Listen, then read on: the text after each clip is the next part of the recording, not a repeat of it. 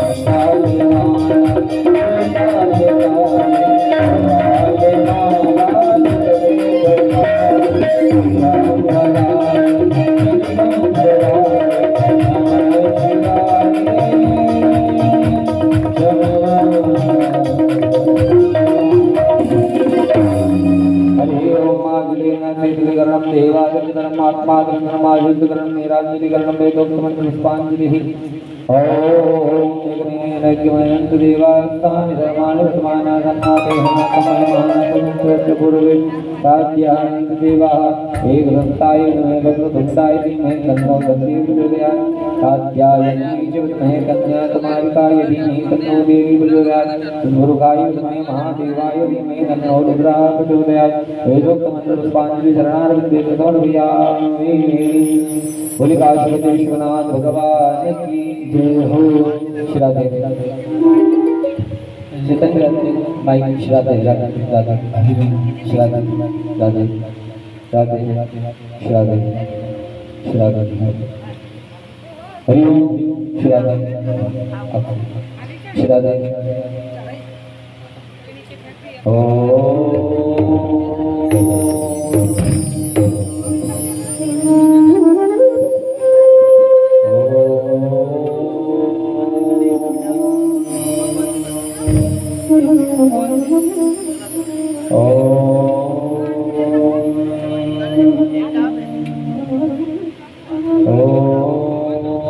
नमः शिवाय ओम नमः शिवाय ओम नमः शिवाय ओम स्वस्ति श्री गणेशाय नमः ओम श्री सरस्वत्यै नमः ओम श्री वेदपुरुषाय नमः ओम श्री माता पिता चरण कमले ओम श्री सद्गुरु चरण कमले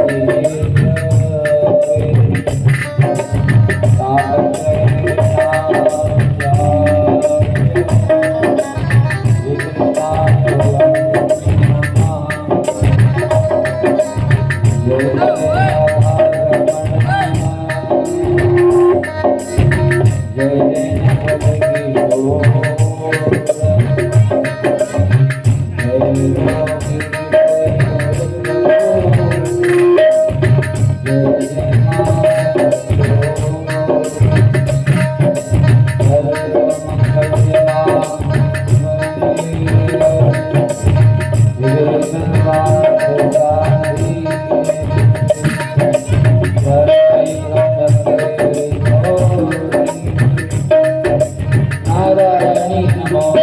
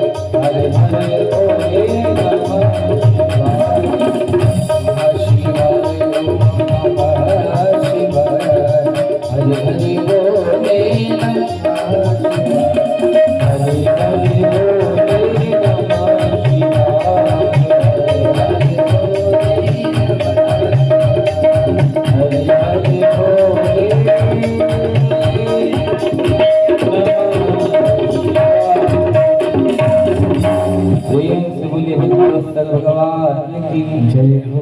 श्री गजानन भगवान की, श्री खेड़ापति सरकार की जय हो। श्री वृंदा महारानी की जय हो। जगत पूज्या गौ माता की जय हो। सियावर रामचंद्र भगवान की जय हो। शिव महापुराण की जय हो। गाँव के समस्त देवी देवताओं की जय हो। आज के आनंद के सब भक्तों की जय हो। शिव पार्वती पते हर हर महादेव। अकारण करुणा वर्णालय भक्त वांछा कल्पतरु देवादिदेव महादेव संघ विराजित आदि शक्ति पराशक्ति माँ भगवती राज राजेश्वरी के पावन चरणारविंदों में दंडवत प्रणाम करते हुए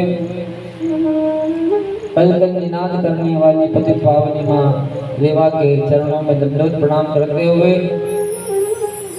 खेड़ापति सरकार के पावन चरणारविंद में दंडवत प्रणाम करते हुए भगवान श्री राघवेंद्र सरकार के पावन चरणों में दंडवत प्रणाम करते हुए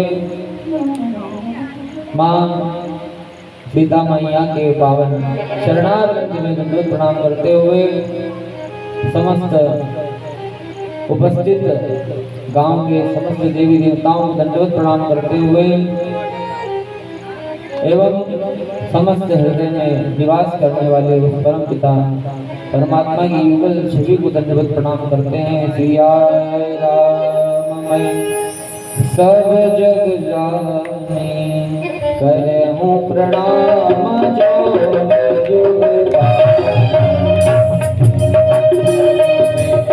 सब जग जाने करहूं प्रणाम जो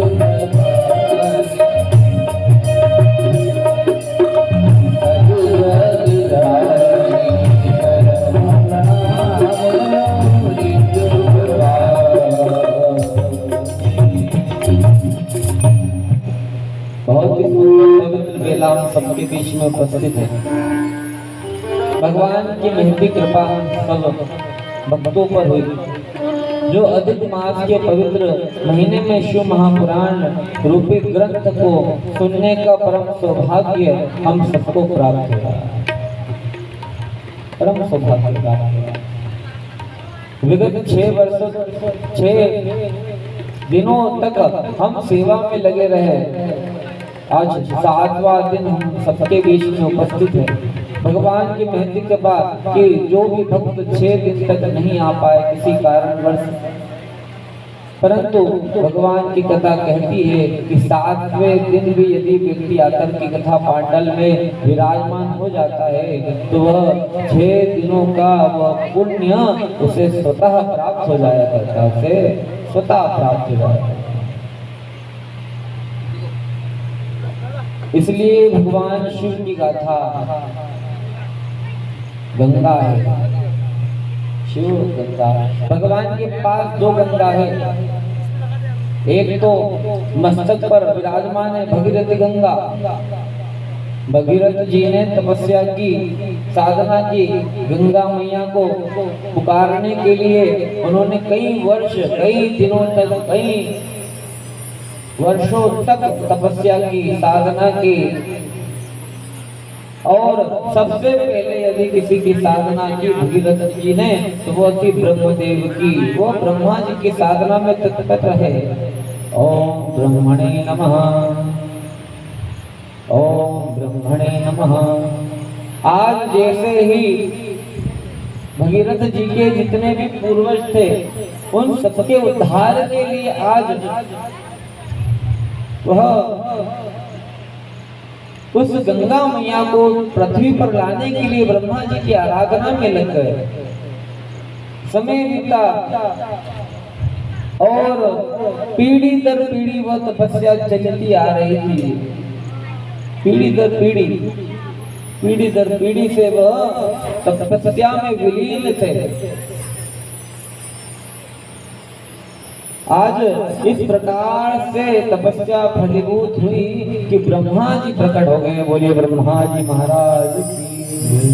आज ब्रह्मा जी से कह रहे हैं भगीरथ जी कि गंगा मैया को इस पृथ्वी पर मेरे पूर्वजों के उद्धार के लिए, उनको तारने के लिए, उन्हें इस भवसागर से पार करने के लिए गंगा मैया को पृथ्वी पर भेजो। अब ब्रह्मा जी ने कहा कि मेरे अंदर इतना सामर्थ्य नहीं है, परंतु मैं आशीर्वाद देता हूँ कि आप भगवान विष्णु की तपस्या करो। उनके ही चरणों में गंगा जी का वास है, उनकी तपस्या करो। भागीरथ जी ने फिर प्रारंभ की भगवान विष्णु जी की तपस्या। फिर दिन बीते, महीने बीते, साल बीते, वर्ष बीतने लगे। आज लक्ष्मी मैया वैकुंठ में विराजमान है और लक्ष्मी मैया भगवान विष्णु से कह रही है कि प्रभु आपका भगत देखो ना कब से तपस्या कर रहा है। ये आपका जो भक्त है ना बड़ा भोला है। पहले इसने ब्रह्मा जी की तपस्या की, ब्रह्मा जी ने उस वरदान को टाल दिया, आपके ऊपर थोप दिया कि आप इसको पूरा करना। तो आप जा क्यों नहीं गए? आप जाइए ना। आज लक्ष्मी जी के कहने पर वैकुंठ में निवास करने वाले परमपिता परमात्मा आज भागीरथ जी के सामने प्रकट हो गए। बोलिए लक्ष्मी नारायण भगवान की। तपस्या का इतना प्रभाव है कि भगवान को प्रकट कर दिया, भगवान को प्रकट कर दिया। आज हाथ जोड़कर भागीरथ जी बोल रहे हैं कि प्रभु आपके चरणों की जो सेवा कर रही है दासी, वो दासी का नाम गंगा है। और मैंने अपने पूर्वजों से सुना कि गंगा ही हमारी मुक्ति का साधन है। यदि हमें कोई, हमारी आत्मा को कोई मुक्त कर सकता है तो केवल और केवल गंगा है। प्रभु इतनी दया करो कि आपके चरणों से ये गंगा पृथ्वी पर आए और आकर के मेरे पूर्वजों का उद्धार करें। भगवान विष्णु जी के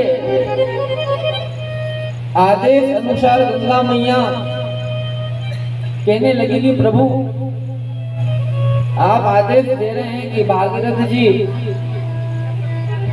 पृथ्वी पर बार बार याचना कर रहे हैं कि मैं जाऊं, परंतु जैसे ही मैं जाऊंगी ना तो मेरा वेग इतना है कि उस वेग को ये धरती सहन नहीं कर पाएगी और मैं पाताल चले जाऊंगी, मैं धरती पर विराजमान नहीं हो पाऊंगी। प्रभु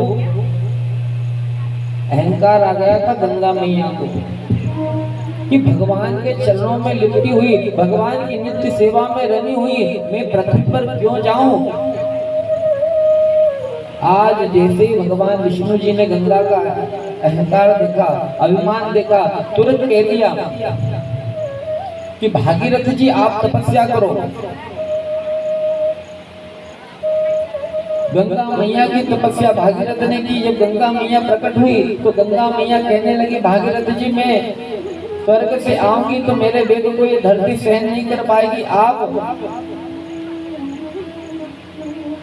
आप प्रार्थना करो तो महादेव से प्रार्थना करो, वही आपकी समस्या का समाधान करेंगे, वही आपकी समस्या। आज कितने परेशान हो रहे हैं भागीरथ जी, ब्रह्मा जी की आराधना की, विष्णु जी की तपस्या की, गंगा की तपस्या की, फिर अब महादेव की तपस्या करने के लिए तत्पर हो गए। कभी हार नहीं मानी उन्होंने, कभी हार नहीं मानी। आज जैसे उपदेश मिला तो वो उपदेश को सिरोधार्य करके और महादेव की आराधना में लग गए, महादेव को मनाने के लिए लग गए। धीरे धीरे तपस्या प्रगाढ़ हुई। आज भागीरथ जी तेज से संपन्न हो गए। तपस्या का तेज, साधना का तेज, जैसे ही तपस्या साधना का बल बढ़ा और महादेव प्रकट हो गए। बोलिए शंकर भगवान की जय। आज महादेव जी प्रकट होकर के कह रहे हैं, भागीरथ तुझे क्या चाहिए? तेरे पास राज है, पाठ है, वैभव है, संपदा है, क्यों तपस्या कर रहा है? क्या कारण है? तो कहा कि मैंने ब्रह्मा जी की करी, मैंने विष्णु जी की करी, मैंने यहाँ तक कि गंगा मैया की भी प्रार्थना करी। क्यों? क्योंकि केवल और केवल मेरे पूर्वजों का उद्धार हो सके, केवल और केवल मेरे पूर्वजों की आत्म कल्याण के लिए मैंने साधना करी। प्रभु गंगा मैया ने स्पष्ट मना कर दिया कि मैं नहीं आऊंगी, मैं यदि आ गई स्वर्ग से तो पाताल में समा जाऊंगी और इस पृथ्वी पर इतना कोई बलशाली देवता नहीं है जो मेरे भार को संभाल पाए, मेरे वेग को संभाल पाए। आज ये अहंकार देखा ना महादेव ने, तो महादेव ने कहा कि उस गंगा को मैं अपनी जटाओं में संभालूंगा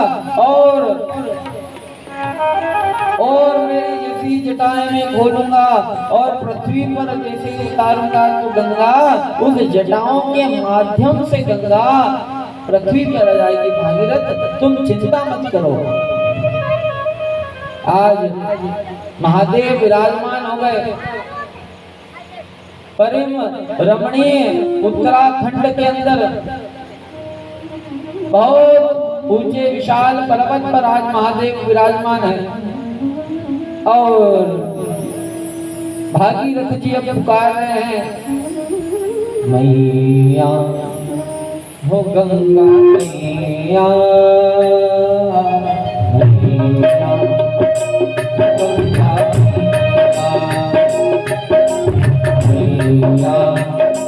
गंगा मैया,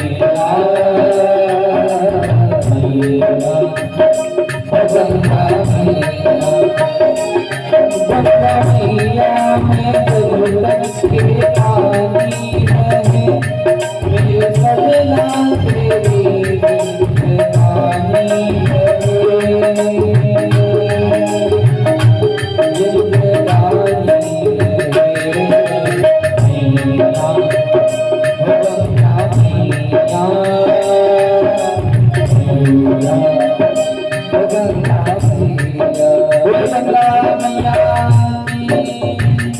तेरी पानी रहे, गंगा मैया प्रकट हो गई और महादेव ने अपनी जटाएं बिखेर करके गंगा मैया को अपने जटाओं में समेट लिया और समेट करके महादेव ने उस जटा को बंद कर लिया। आज गंगा पृथ्वी पर आने के लिए झटपटा रही है, महादेव नहीं खोल रहे। महादेव अपनी जटा से बाहर नहीं जाने दे रहे आज गंगा मैया को। बहुत रास्ता देख रही है कि इधर के तरफ से निकल जाऊं, इधर से निकलने का प्रयास तो करूं, परंतु महादेव ने बड़ी कठिन तरह से बांध रखा है गंगा को और छोड़ नहीं पा रहे हैं, छोड़ना नहीं चाहते, क्योंकि इनका अहंकार जब समाप्त होगा ना तभी मानव का कल्याण होगा। यदि गंगा अभिमान के साथ पृथ्वी पर जाएगी तो भक्तों का उद्धार कभी नहीं कर पाएगी। इसलिए सर्वप्रथम इसका अहंकार चूर चूर करना होगा। आज गंगा मैया बड़ी हताश हुई, बड़ी परेशान हुई और महादेव को याद करने लगी। हे भगवान देवादिदेव, हे परम पिता परमेश्वर, हे ब्रह्मांड के स्वामी, हे ब्रह्मांड के नायक, मेरी पुकार सुनो और मुझे अपने चंगुल से मुक्त कर दो, बंधन से मुक्त कर दो। प्रभु मैं आपकी सेवा करूंगी, नित्य मैं आपका स्मरण करूंगी, महादेव कृपा करो। और महादेव ने उस कृपा को श्रवण किया, महादेव ने उस पर कृपा की और तुरंत ही जटाओं को खोल करके पृथ्वी पर जैसे ही विराजित की गंगा मैया गंगोत्री से प्रवाहित होने लगी। उत्तराखंड की गंगोत्री पवन पवित्र गुफाओं से प्रवाहित होने लगी। बोले गंगा महारानी की। आज समस्त पूर्वजों का उद्धार कर दिया गंगा मैया ने, समस्त पूर्वजों का उद्धार कर दिया। शिव महापुराण के अंतर्गत कथा आती है कि हनुमान प्रकट उत्सव एक समय की बात है कि सारे देवताओं में बात चली कि भगवान महादेव तो लेकर के और हिमालय पर्वत पर विराजमान हो गए। समुद्र मंथन में सबसे पहले हलाहल विष निकला, उस हलाहल विष को पीकर महादेव कैलाश पर्वत पर विराजमान हो गए। नाना प्रकार के फिर 14 रत्न प्राप्त हुए और उसके बाद में जब अमृत कलश प्राप्त हुआ तब श्री नारायण ने मोहिनी का रूप धारण करके और समस्त देवताओं को जल पान करवा दिया। आज जैसे ही मोहिनी के रूप की चर्चा चली सभा में महादेव विराजमान थे। महादेव कहने लगे मैंने तो उस मोहिनी के सुंदर रूप को देखा ही नहीं। आज लक्ष्मी नारायण के पास जाकर के जिद करने लगे, महादेव मेरे भोलेनाथ आज जिद कर रहे हैं, कह रहे हैं हे हरि आपके वो मोहिनी रूप को दिखाइए, मैं दर्शन करना चाहता हूँ। आज लक्ष्मी नारायण ने मेरे श्री ठाकुर जी ने मना कर दिया कि प्रभु आप तो ओगरदानी हो, आप भस्म रमाते हो, आप मुंडों की माला धारण करते हो, आपको तो वैराग्य है, आप उस रूप को देख करके क्या करोगे। आज भगवान जिद कर रहे हैं कि नहीं नहीं प्रभु एक बार तो वो मोहिनी रूप मुझे बताना ही पड़ेगा। मैं दर्शन की अभिलाषा लेकर के आपके धाम बैकुंठ में आया हूँ प्रभु, आप मेरी इस बात को स्वीकार कर लीजिए ना। आज एक बार दिखा दीजिए उस रूप को, दर्शन करना चाहता हूँ, देखना चाहता हूँ, निहारना चाहता हूँ। बार बार मना करने पर भी लक्ष्मी नारायण जी की बात भगवान महादेव ने नहीं मानी तो लक्ष्मी नारायण भगवान ने मोहिनी रूप धारण कर लिया। बोलिए भगवान मोहिनी रूप की जय। वो सुंदर रूप आज जैसे ही बनाया भगवान शिव जी मेरे भोलेनाथ आज उस रूप को देख करके लीला करने लगे। मोहिनी आगे आगे और महादेव पीछे जा रहे हैं और तत्क्षण में ही वो मोहिनी अंतर ध्यान हो गई और जैसे ही अंदर ध्यान हुई महादेव के पास से एक सुंदर दिव्य तेज स्खलित हो गया। आज सप्त ऋषियों ने उस तेज को एक पत्ते में धारण कर लिया, रख लिया और ऋषि गौतम की कन्या अंजनी लाल कहलाने वाले श्री हनुमान जी महाराज शंकर स्वयं हैं। आज गौतम की कन्या के कान के माध्यम से, वायु के माध्यम से उस सप्त ऋषियों ने उस तेज को उनके कानों से उनके गर्भ तक स्थापित कर दिया। और दिन धीरे धीरे धीरे धीरे समय बीता, महीने बीते,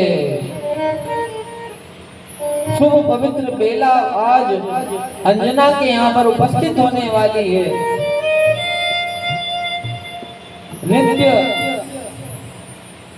अंजना के पति केसरी नित्य अपनी अर्धांगिनी का ध्यान रखते, नित्य किसी भी बात की कमी नहीं होने देते।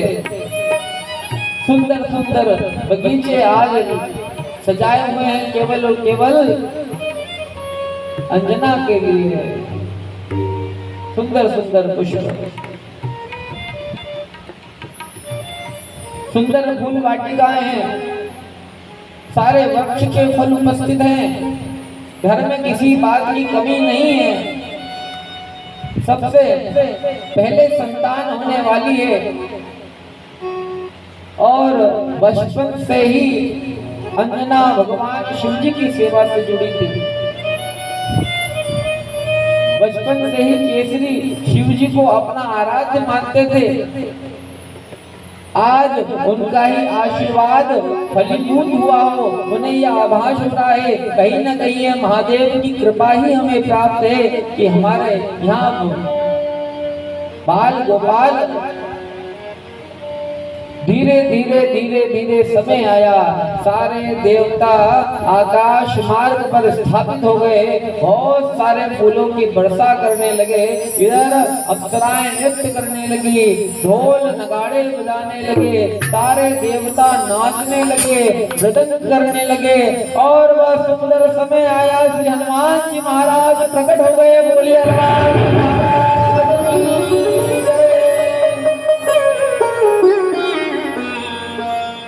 बाजे बाजे रे बधाई, बधाई देना है ना। बोलिए हनुमान जी महाराज की बधाई दो। हे अंजना मैया, आपको हनुमान जन्म की बधाई हो। बोलिए बधाई हो, बधाई हो। हे अंजना मैया, आपको हनुमान जन्म की बधाई हो, बधाई हो। हे अंजना मैया, आपको हनुमान जन्म की बधाई हो, बधाई हो। आज भजन के माध्यम से हम भी माँ अंजना को बधाई देते हैं। आइए।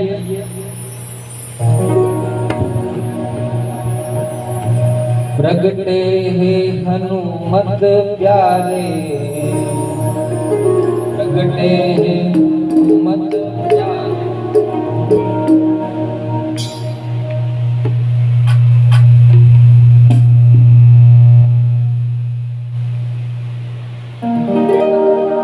बाजे बधाई, बाजे बाजे रे बधाई, बाजे बधाई, बाजे बाजे रे बधाई। प्रगटे हैं प्रगटे हैं प्रगटे हैं हनुमत प्यारे, बाजे बाजे बाजे बधाई। प्रगटे हैं हनुमत प्यारे, बाजे बाजे बाजे बधाई। देखिए ऐसे बैठ के बधाई देंगे क्या?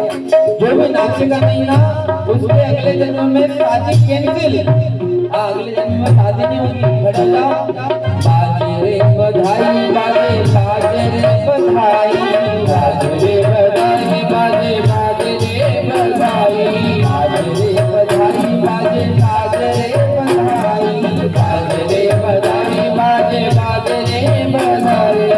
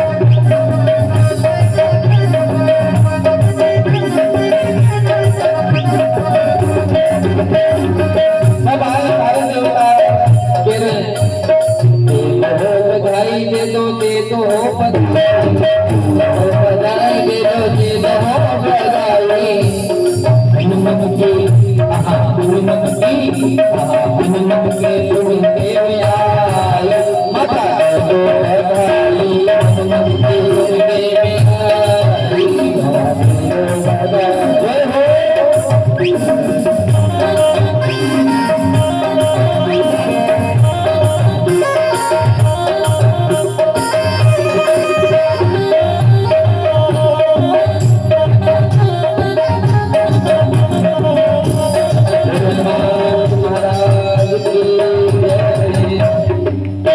जय हो देखिए आवाज आ रही है सबको क्लियर भैया आवाज बढ़िया आ रही है इधर मातृशक्ति है बढ़िया आ रही है अच्छा अभी 6 दिन तक जो नाच नहीं पाए वो आज आखिरी दिन है अब हनुमान जी का जन्म भी हो गया है अब हनुमान जी देख रहे हैं सब अगले साल तो अगले जन्म में शादी कैंसिल हो जाएगी अगले जन्म में अगर कोई इस जन्म में नहीं नाचा था इसलिए मारवाड़ी पसंद है ना अच्छा नाचते नहीं आए क्या करना मैं बताता हूँ देखो नाचते नहीं आए ना एक दूसरे का हाथ पकड़ लो और गोल गोल घूमो बस हाँ ये कथा क्या करती है कथा सबको जोड़ती है हाँ धर्म के प्रति जुड़ना भजन के प्रति जुड़ना कथा के प्रति जुड़ना आपस में एकता बनाकर रहना कि कथा सिखाती है और हमें सीखना है तो हंसी खुशी से सब हाथ पकड़कर एक दूसरे से जुड़ जाओ हाँ जिंदगी पड़ी है लड़ी झगड़ा करने के लिए पर कथा में तो जुड़ते रहो तो वो आनंद आएगा चलिए खड़े हो जाइए मारवाड़ी पसंद है ना आपको मारवाड़ी में अच्छा है ना हमारे चेतन भैया मारवाड़ी सुनाएंगे आपको बढ़िया सब झूम जाना ये आपका अपना कार्यक्रम है आप सब इसके कार्यक्रम के विशेष यजमान है ना बढ़िया झूम जाओ हमारे पटेल साहब से निवेदन है पटलन को लेके आज झूम जाओ हाँ आज आखिरी दिन है भैया क्या पता अगले साल कथा हो नहीं हो भगवान जी आए नहीं आए अभी समय है संगीत भी है नाच गाना भी है भगवान को दिखाना भी है सब लग जाओ और हमारे समझी साहब भी आए साथ में अगरता और जिलोदिया परिवार बहुत सारे भी आए उनसे भी निवेदन है ना सब खड़े हो जाओ भैया आप भी सब खड़े हो जाओ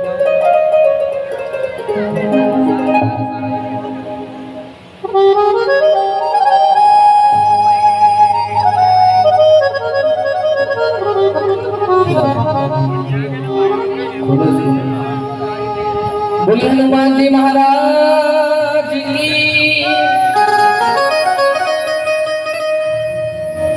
हे बालाजी मारा बालाजी निवेदन है मेरी थाली अनुसार हे बालाजी मारा बालाजी भरो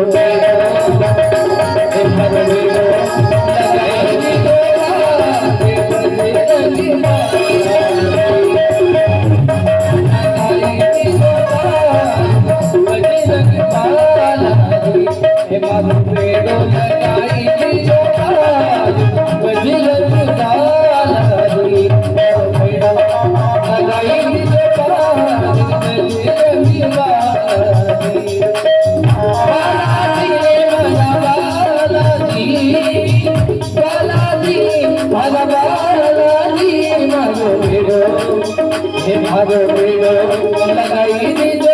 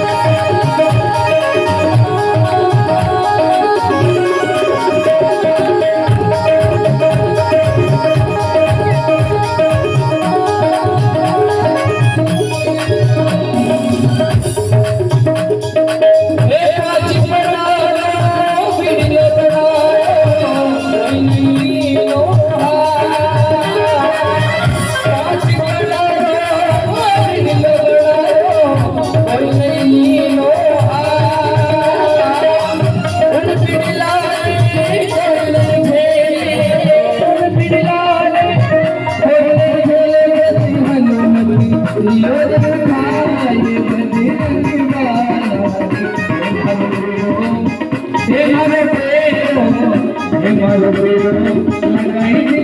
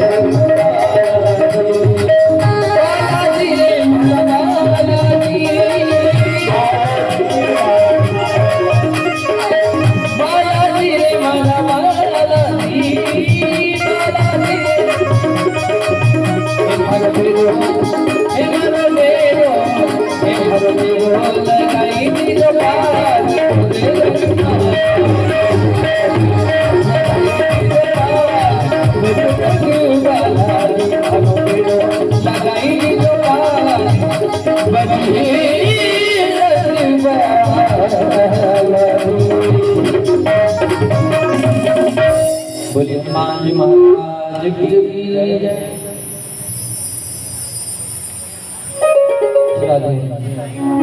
आगे शिव महापुराण के अंतर्गत कथा आती है कि दक्ष की 27 कन्याओं का विवाह हो गया चंद्रमा के साथ में।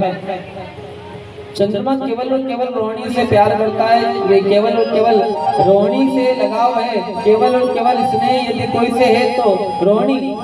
आज 26 कन्या दक्ष की नाराज हो गई और पिताजी के पास जाकर के कहने लगी, पिताजी कि हमारे पतिदेव हमसे प्रेम नहीं करते हैं, केवल रोहिणी से ही प्रेम करते हैं। आज चंद्रदेव को बुलाया दक्ष ने और श्राप दे दिया, 27 कन्याओं का विवाह तेरे साथ करा चंद्र, और तूने अनंत किया, तूने सही नहीं किया, तूने प्रेम समान नहीं रखना, तेरे में खोट है। आज मैं श्राप देता हूँ कि तू 6 रोग से ग्रसित हो जाएगा, 6 रोग से ग्रसित हो जाएगा। आज श्राप मिला चंद्र को और चंद्र उदास हो गया।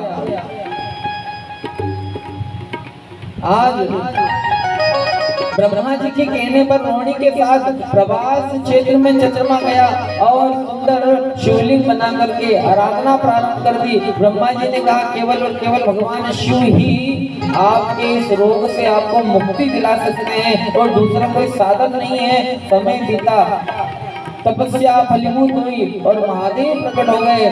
बोलिए महादेव भगवान की। आज जैसे ही महादेव प्रकट हुए और चंद्रदेव ने हाथ जोड़कर कहा, प्रभु मुझे श्राप दे दिया, इस श्राप से मेरी मुक्ति कीजिए।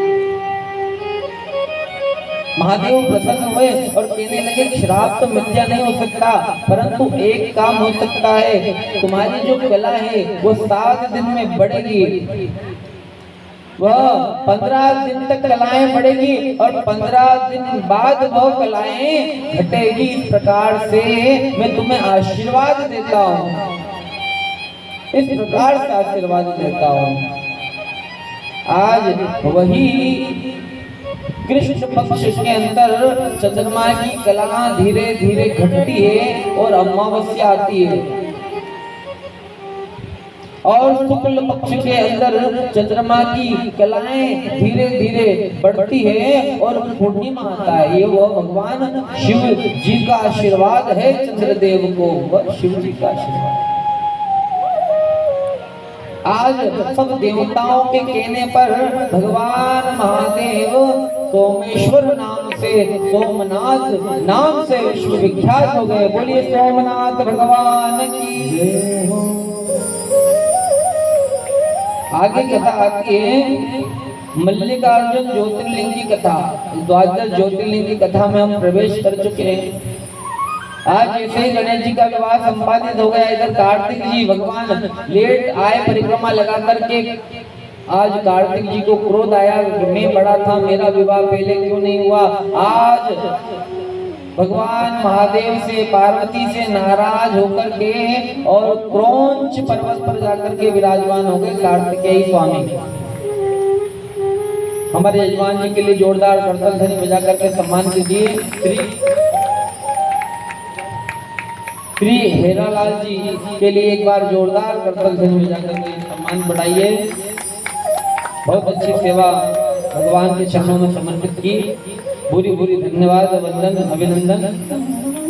आज प्रभात क्षेत्र में भगवान की आराधना चंद्रदेव ने की तो सोमनाथ नाम से विख्यात हो गए, और आज कार्तिकेय भगवान क्रौंच पर्वत पर जाकर के विराजमान हुए। आज भगवान महादेव, मां पार्वती अपने पुत्र को देखने के लिए, दर्शन के लिए जा रही है, पर कार्तिकेय भगवान नाराज है, मिलना नहीं चाहते हैं। 2 योजन दूर जाकर के कार्तिक भगवान बैठ गए। पिताजी और माताजी को पास आता हुआ देख करके आज मेरे महादेव ने वहीं पर स्थान ग्रहण किया, और साथ में जगत जननी भवानी भी भगवान के साथ विराजित हो गई। उस समय से आज तक हर पूर्णिमा पूर्ण मासी के दिन माँ पार्वती कार्तिक जी से मिलने के लिए जाती है, और बाबा अमावस्या के दिन वहां पर कार्तिक भगवान से आज भी जाते हैं, आज भी जाते हैं। शिव महापुराण कह रही है, अर्जुन अर्थात भगवान महादेव, मल्लिका अर्जुन अर्थात माँ पार्वती, और भगवान संपूर्ण जगत में मल्लिकार्जुन नाम से विश्व में विख्यात हो गए। बोलिए मल्लिकार्जुन भगवान। महाकाल ज्योतिर्लिंग की कथा आती है। एक बार की बात है, रत्न माला पर्वत पर एक दूषण नाम का दैत्य रहता था। अपने नगर का विस्तार करने के लिए उज्जैन में गया। उज्जैन में जाकर के, अवंतिका में जाकर के, और सब पर वो हुक्म करने लगा। ब्राह्मणों को अपने पास बुला करके कहता, तुम महादेव की आराधना बंद कर दो, मेरी आराधना प्रारंभ करो, मेरे लिए हवन करो, मेरे लिए यज्ञ करो, मैं ही इसका भागी बनूंगा, मैं ही सब पुण्य अर्जित करूंगा, सब मेरे लिए करो। परंतु ब्राह्मणों ने मना कर दिया। आज सब विप्र समाज एकत्रित हुआ और एक दिव्य ज्योतिर्लिंग के पास में ज्योतिर्लिंग से लिपट गया। आज उस दूषण नाम के दैत्य ने ब्राह्मणों को मारने के लिए जैसे ही अस्त्र उठाया ना, महादेव ने करुणा करके और दिव्य ज्योतिर्लिंग से प्रकट हो गए। बोलिए महाकाल सरकार की जय। और दूषण नाम का संहार करके ब्राह्मणों ने बार बार वंदना की। उस वंदना को स्वीकार कर महादेव सदा सर्वदा के लिए महाकाल ज्योतिर्लिंग के रूप में स्थापित हो गए। इस प्रकार आगे कथा आती है ओंकारेश्वर ज्योतिर्लिंग की।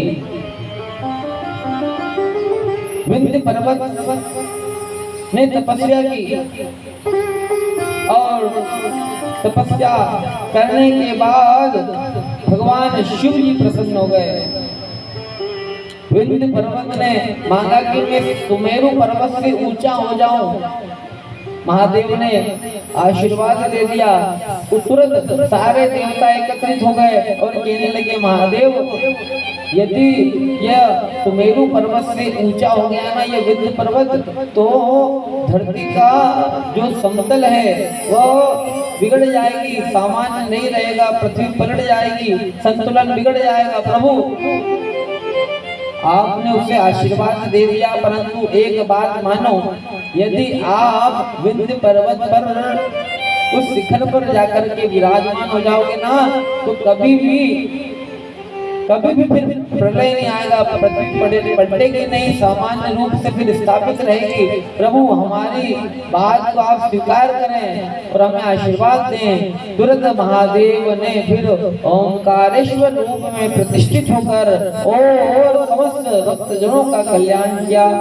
बोले ओंकारेश्वर ज्योतिर्लिंग की जय। साथ में दूसरा भाग ममलेश्वर के रूप में स्थापित हो गए। आज भी ओंकारेश्वर जाओगे ना, तो ओंकारेश्वर के साथ के दर्शन के प्रभाव के बाद में ममलेश्वर का दर्शन का पुण्य भी हर भक्तों को ग्रहण करना चाहिए। फिर आगे कथा आती है केदारेश्वर ज्योतिर्लिंग की।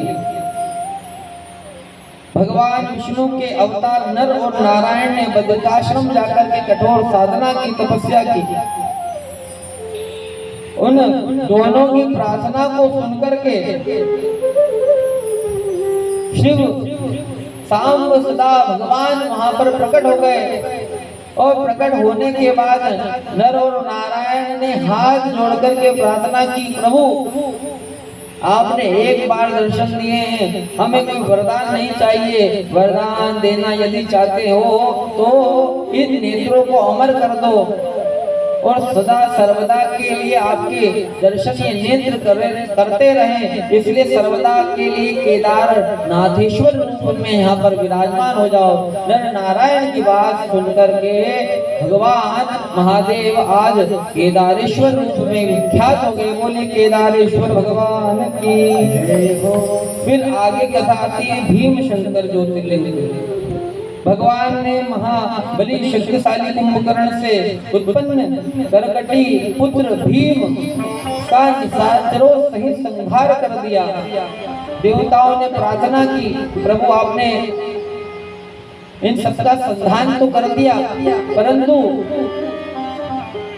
इनकी मुक्ति आप यहाँ पर स्थापित होगी तभी इनकी मुक्ति हो सकती है। प्रभु हमारी बात मान लीजिए और वहीं पर भीमा शंकर नाम से विख्यात हो जाइए। तो प्रभु सारे देवताओं की बात मानकर के भीमा शंकर ज्योतिर्लिंग के रूप में प्रकट हो गए, वहीं स्थापित हो गए। बोले भीमा शंकर महादेव की। फिर आगे कथा आती है काशी विश्वनाथ भगवान। श्रद्धे काशी विश्वनाथ भगवान की अमृतमय कथा। वाराणसी में भगवान काशी विश्वनाथ के रूप में उपस्थित है और काशी की इतनी महिमा है कि व्यक्ति वहां पर रजस्वला हो, पापी हो, दुराचारी हो, खल हो, कामी हो, नित्य निरंतर पाप में डूबा रहे, परंतु केवल और केवल वहां पर जाने से, वहां पर मृत्यु हो जाने से ही भगवान मुक्ति का अधिकारी उसे बना देते हैं, मुक्ति का अधिकारी बना देते हैं और स्वयं वहां पर जाकर भगवान विराजमान हो गए। आज भी कहते हैं कि काशी नगरी भगवान के त्रिशूल पर विराजमान है। आज भी काशी नगरी भगवान के त्रिशूल पर विराजमान है और समस्त जन कल्याण के लिए भगवान वहां पर विराजित हो गए। आगे कथा आती है त्रयंबकेश्वर ज्योतिर्लिंग की। महर्षि गौतम के द्वारा प्रार्थना किए जाने पर भगवान शिव वहीं पर स्थित हो गए। गंगा मैया गोमती के तट के नाम से वहां पर विख्यात हो गई और भगवान शिव त्रयंबकेश्वर भगवान के रूप में विख्यात हो गए। बोलिए त्रयंबकेश्वर ज्योतिर्लिंग की जय हो। कथा आती है आज वेदनाथेश्वर भगवान की। रावण ने कैलाश जाकर भगवान की आराधना की, वंदना की और पास जाकर के कहने लगे कि प्रभु आपका आत्मलिंग मुझे दे दो, मैं अपने घर ले जाकर के स्थापित करूंगा।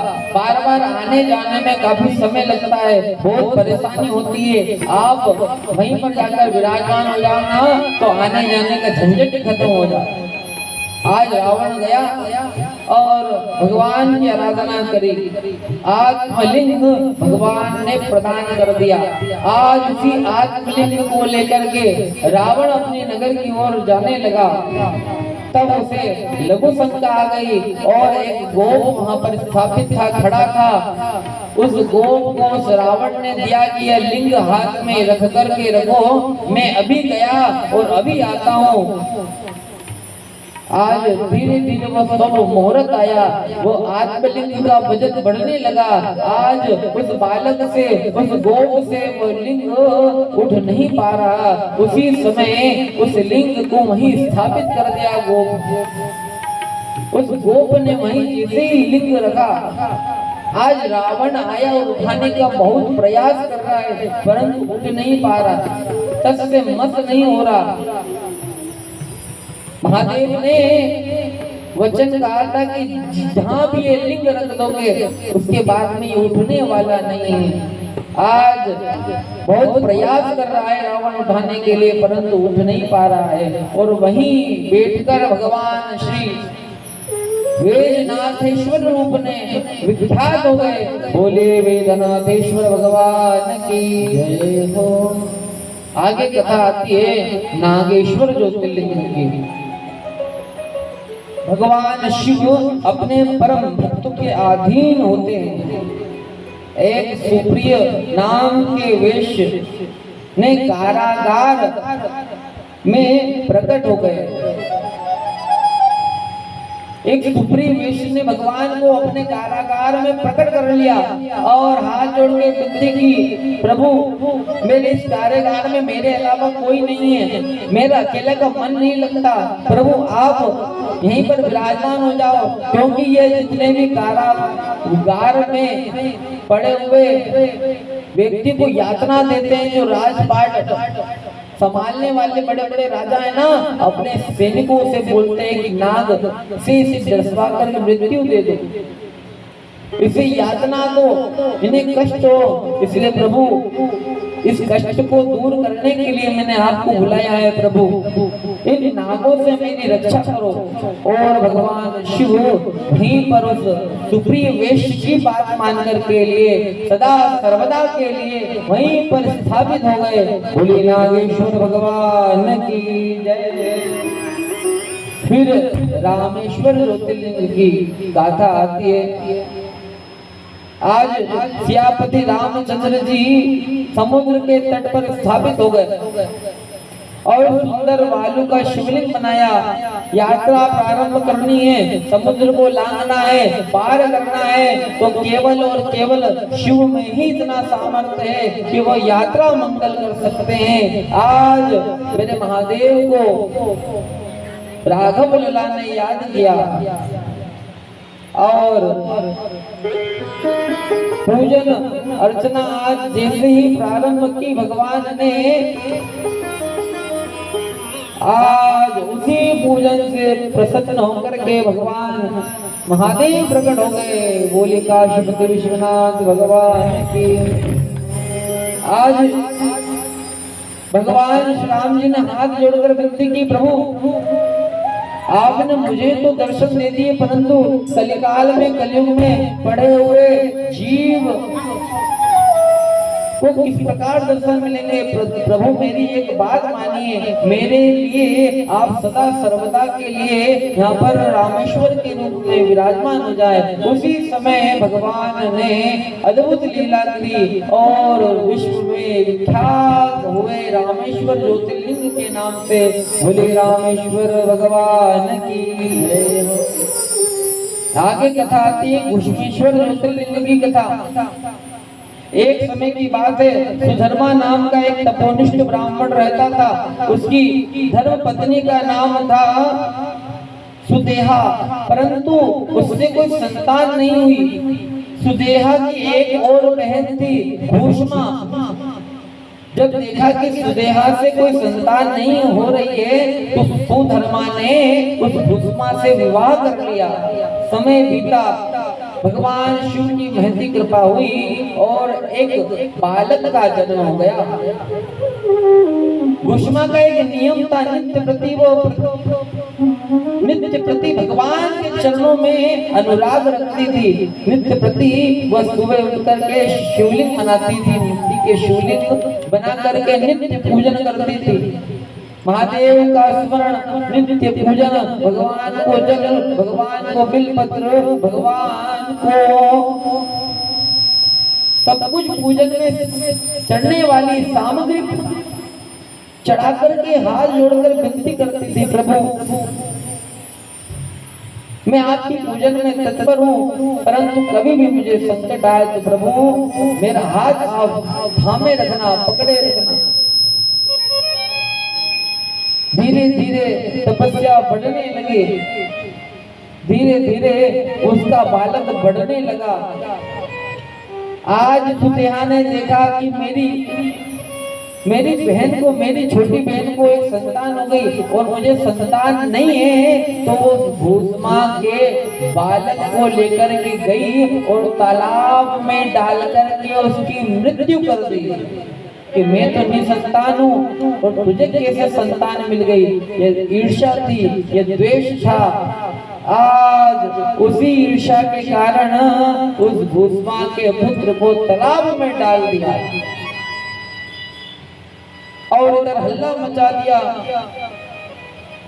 सुदेहा ने कि पुत्र कहाँ है, भूष्मा बालक नहीं दिख रहा। पतिदेव देखिए ना, बालक कहीं मिल नहीं रहा, बहुत ढूंढ के आई हूँ, सब जगह मैंने छान लिया, कहीं भी वो बालक नहीं दिख रहा। आज भूष्मा के कान में जैसे ही यह आवाज आई कि उसका बालक नहीं मिल रहा, तो भूष्मा ने मन उदास नहीं किया। भूष्मा मन से दुखी नहीं हुई। क्या करा, उसी समय भगवान के दिव्य मिट्टी के शिवलिंग का निर्माण किया।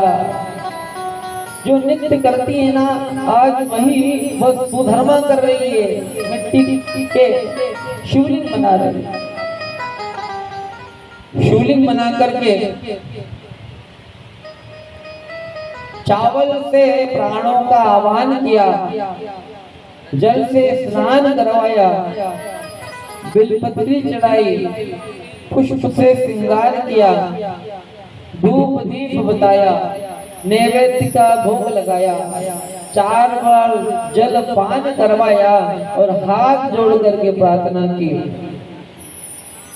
शंभो शरण पड़ी मांगो घड़ी रे घड़ी, दुख काटो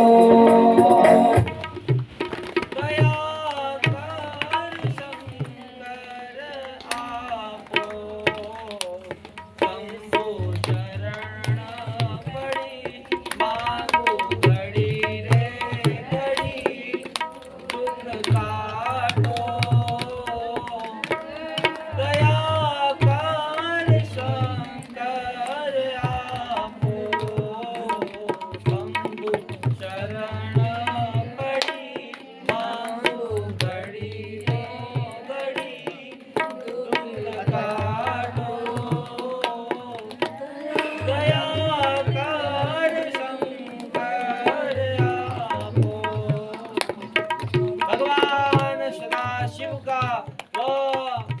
ऐसा शिवलिंग बना करके जिस तालाब में प्रतिदिन विसर्जन करती थी, आज उसी तालाब में सुदेहा ने उसके पुत्र को मारकर समाप्त कर दिया था।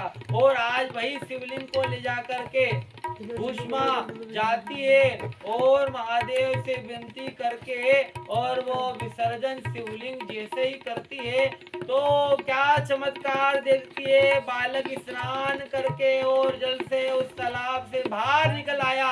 शंकर भगवान की। उसी समय महादेव प्रकट हो गए और भूष्मा ने कहा कि प्रभु आप यहाँ पर भूष्मेश्वर नाम से विख्यात हो और मुझे सर्वदा के लिए मुक्त कर दो। आज उसी भूष्मा की बात मान करके भगवान शंकर जी वही भूष्मेश्वर ज्योतिर्लिंग के रूप में विख्यात हो गए।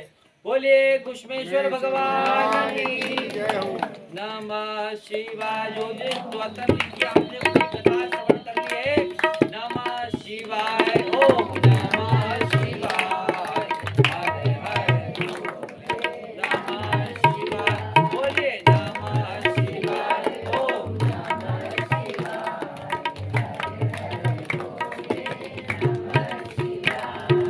नमः शिवाय। ओम नमः शिवाय। नमः शिवाय। बोलिए नमः शिवाय।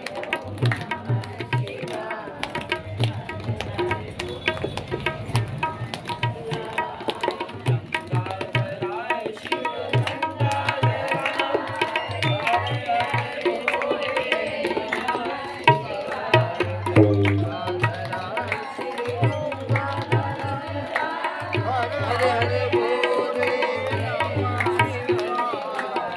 गंगाधराय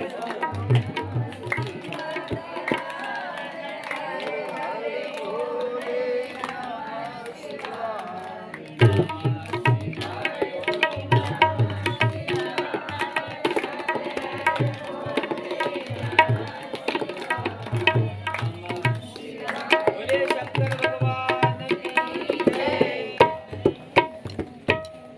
अब आगे कथा आती है कि नरकों का भेद बतलाया गया। शिव महापुराण के अंतर्गत 28 नरक हैं। जो व्यक्ति झूठे शास्त्र बनाते हैं उन्हें योजित नाम के नरक में जाना पड़ता है। जो माता पिता एवं गुरु को डांटते हैं उनके मुख में कीड़े डाल करके यमराज उन्हें खूब पिटाई लगाते हैं। जो शिव मंदिर बगीचा आदि को नष्ट कर देते हैं उन्हें कोहलों में पिरोए जाकर और कठिन से कठिन यातना दी जाती है। और जो वर स्त्री गमन करते हैं उसे लोहे की जलती हुई तपती हुई स्त्री से आलिंगित किया जाता है। इस प्रकार से जो सज्जनों की निंदा सुनते हैं उनके कानों में कील ठोक दी जाती है। और जो इस प्रकार नरक में हर बुरे कर्म की बुरी सजा को यहाँ शिव महापुराण में बतलाया गया है। हर बुरे कर्म की हर बुरी सजा को बतलाया गया है। फिर यम मार्ग में दान का महत्व बतलाया गया। जो ब्राह्मण को जूता या खड़ाव दान करते हैं वे घोड़े पर बैठ करके यमपुरी जाते हैं। जो छाता दान करते हैं छाता लगा करके वो यमपुरी जाते हैं। जो शिविका दान करते हैं वो रथ पर बैठ करके जाते हैं। जो आगे अमृत पीते हो ताके अमृत पीते हो प्रेम से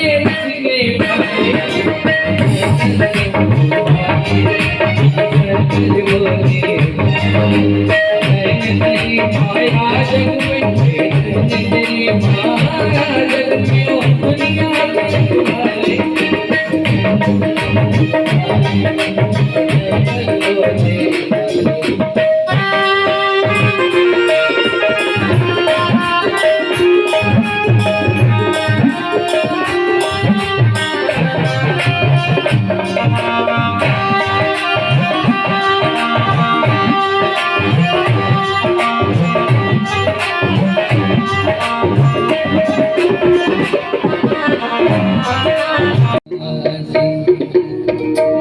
बार बार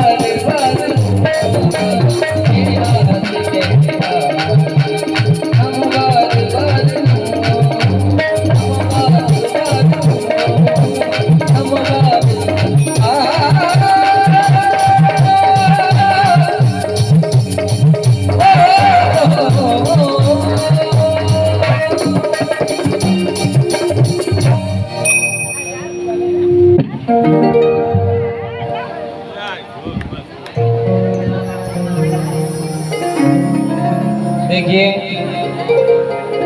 हमारे गांव के जो सरपंच साहब हैं,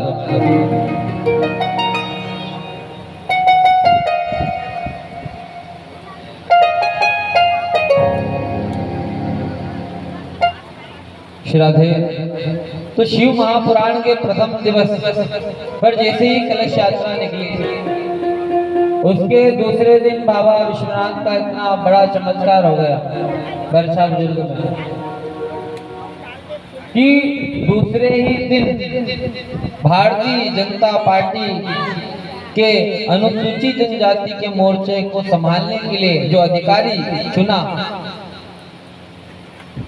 वह अधिकारी श्रीमती सुनीता गोपाल जी विश्वकर्मा है। एक बार जोरदार ध्वनि बजा करके उनका सम्मान कीजिए। देखिए, विकलांग होने के बाद भी उन्होंने कभी अपने जीवन में हार नहीं मानी, बचपन से ही परिश्रम किया। आज भगवान की कृपा, उनकी मेहनत रंग लाई और आज वो सरपंच के रूप में स्थापित हो गए। परंतु शिव महापुराण, शिव कथा जैसे ही इस गांव, इस नगर, इस क्षेत्र में, इस ग्राम बरछा बुजुर्ग में आकर के विराजमान हुई ना, तो एक पद और बढ़ा दिया भगवान ने चमत्कार करके। उन्हें जनता पार्टी को संभालने के लिए अधिकारी के रूप में उपाध्यक्ष बना दिया, उपाध्यक्ष बना दिया। एक बार करता ध्वनि अच्छी जोरदार बजाओ। हाँ, हम तो अच्छे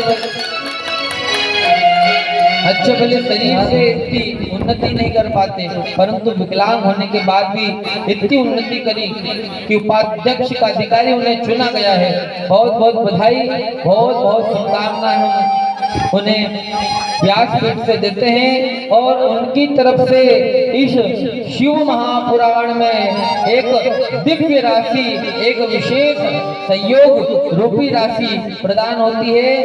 5101 रुपए की धनराशि प्राप्त होती है। एक बार जोरदार करतन ध्वनि बजा करके उनका सम्मान कीजिए। उन्होंने कभी भी विकलांग होने के बाद भी हार नहीं मानी।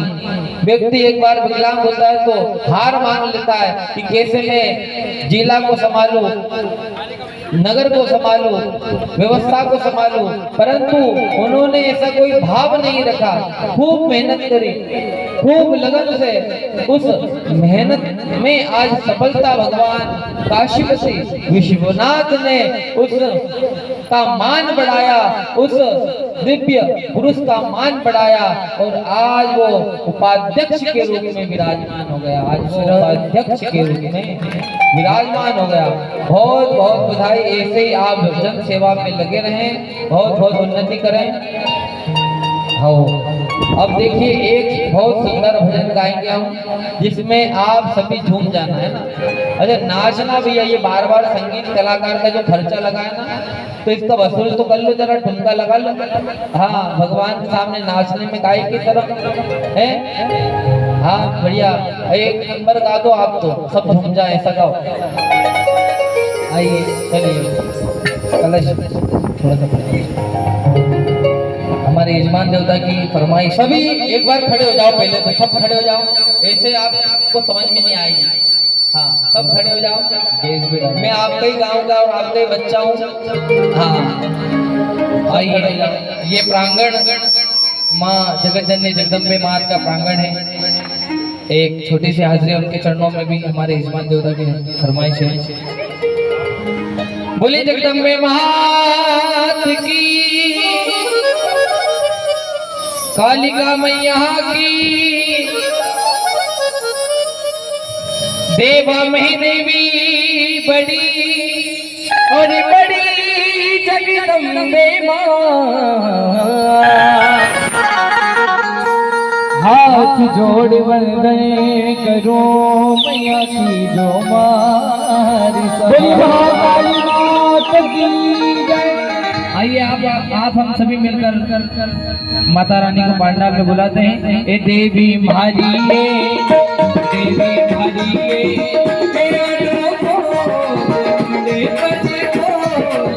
जो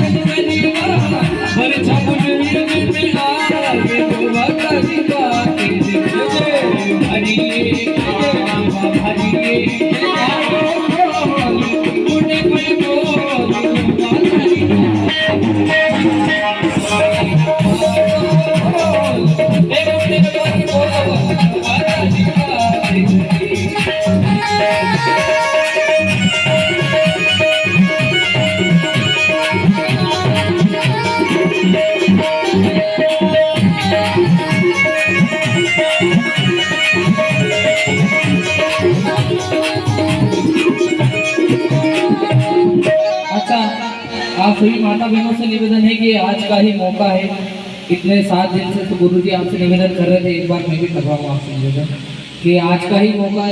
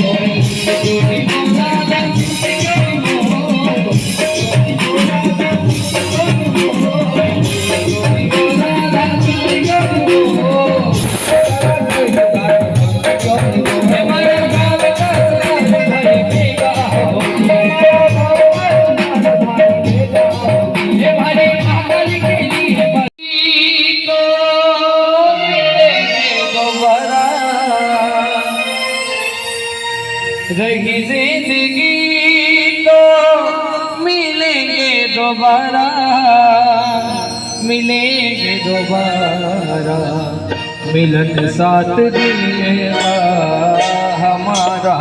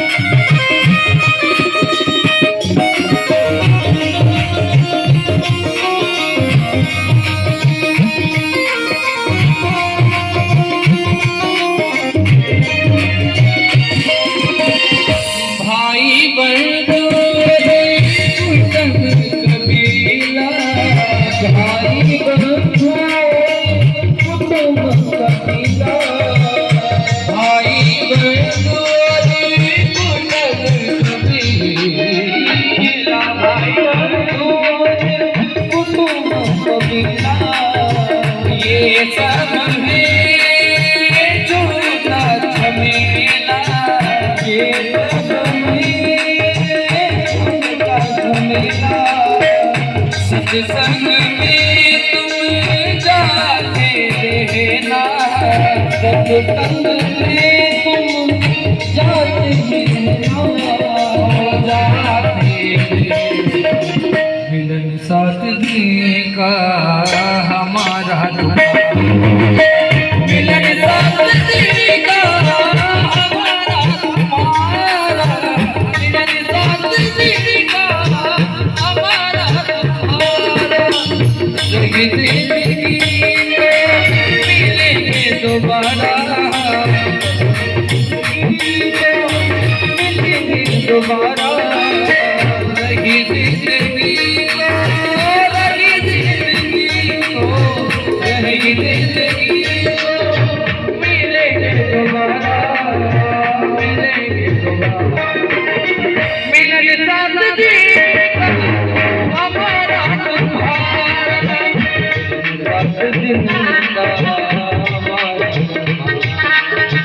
मिलन साथ जी का हमारा तुम्हारा, मिलन साथ जिंदा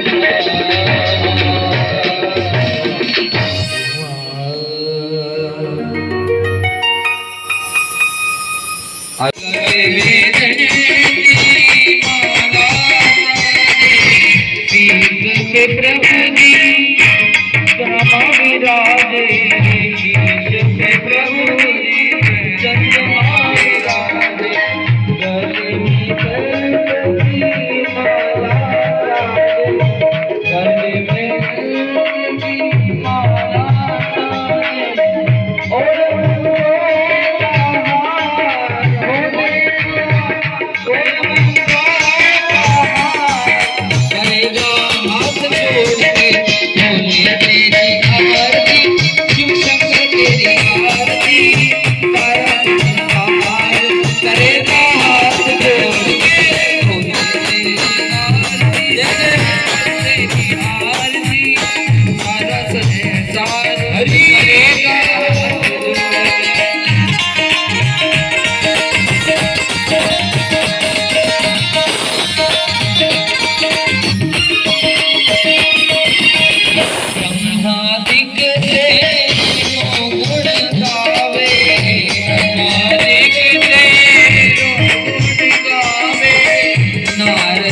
शारद ध्यान लगावे, नारद शारद ध्यान लगावे, ब्रह्मादिक तेरो गुण गावे, ब्रह्मादिक तेरो गुण गावे, नारद शारद ध्यान लगावे, नारद शारद ध्यान लगावे, श्री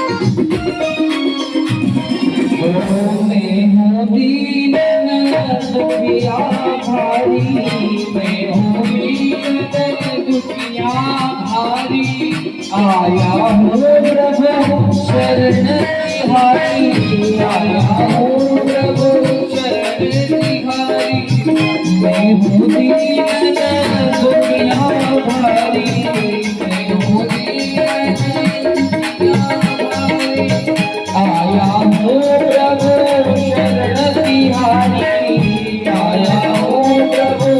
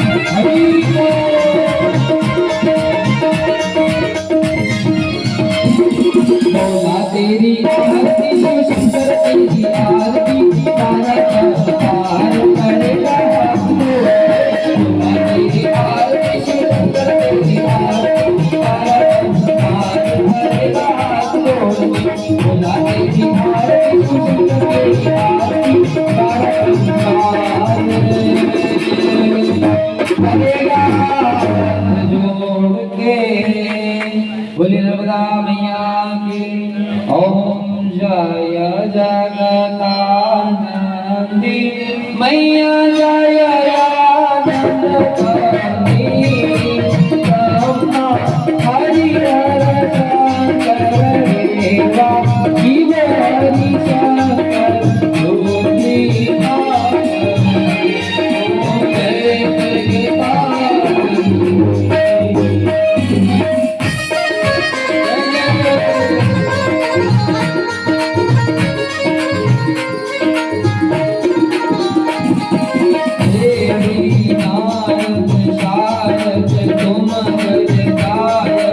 अभिनव पद चंदी मैया अभिनव पद चंदी सुर नर मुनि जन सेवक सुर नर मुनि जन सेवक शारद पद बंदी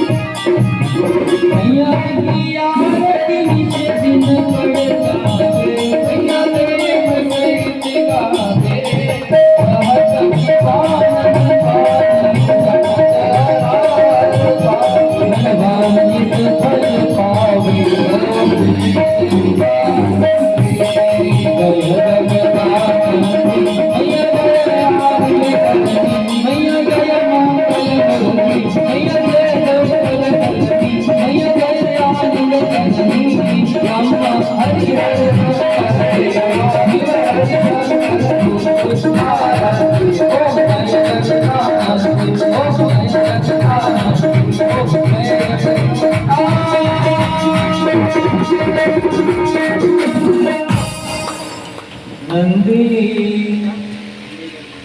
हाँ दादा जी इच्छा है अम्बे बोली बोले अम्बे महारानी की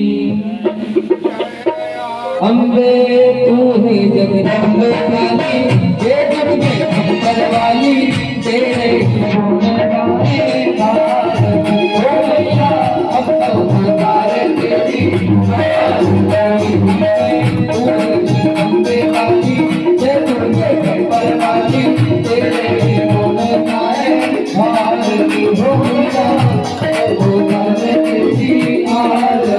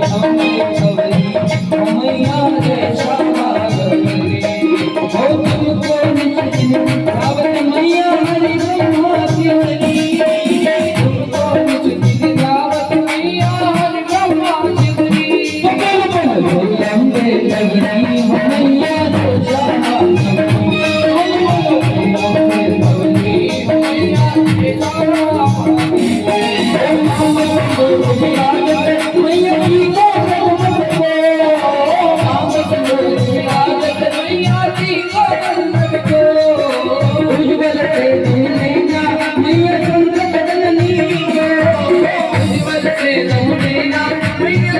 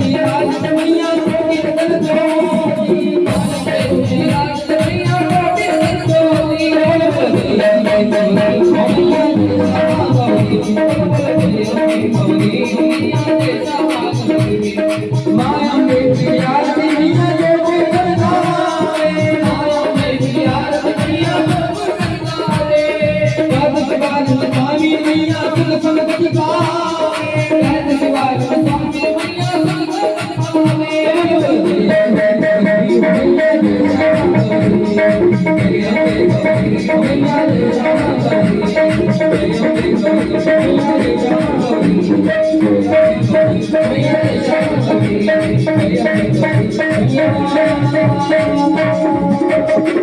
जय श्यामा गौरी बलि दुर्गा महारानी की हरि ओम कर्पूर